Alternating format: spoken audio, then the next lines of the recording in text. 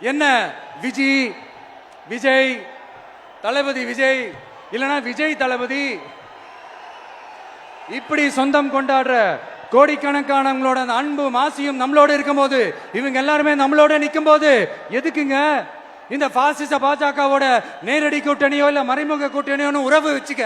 நாம என்ன உலகமாக ஊழல் கட்சி? என்ன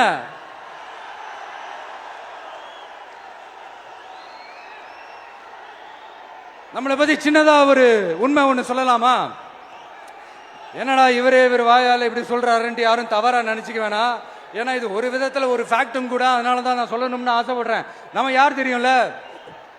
நாம எல்லாருமே சொல்றேன். நாம யார் தெரியும்ல? இந்தியாவின் மாபெரும் மக்கள் சக்தி கொண்ட ஒரு மகத்தான வெகுஜன மக்கள் படை.